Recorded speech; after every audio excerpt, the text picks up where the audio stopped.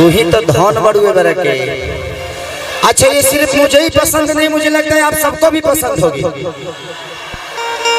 हम तो आज आप पे मर रहे हैं, इतना मर रहे हैं कि मरिए गए हैं।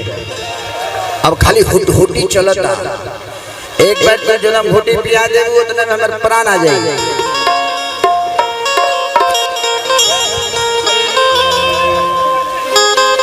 कि नहीं खे देखे या मैं हीरा मोती जरा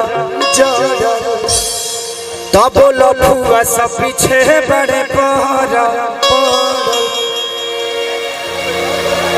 कि तपना बाजारा में हमारा के आवे देबूका।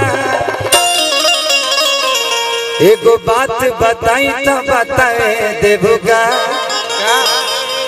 अलाई बनी से डुरा लगाए देबूका। वाव रे वाव, ओड़े वावड़े 68 रुपया। बहुत अच्छा, वेरी नाइस। लइकवा कहता कि सोना जैसन रूप बसोना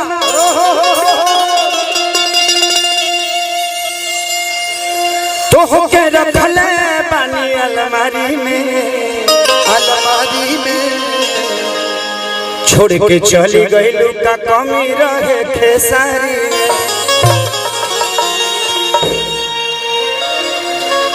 कि दिल में दर्द ये तना बाकी काम करत ना दवाई बा, दवाई बा।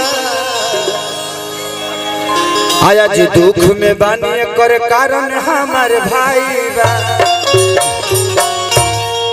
ओ माय डॉग, लइकवा कहता, लइकिया कहती है का बाबू कि नहीं खे देखी या मैं सोना मोती जरा,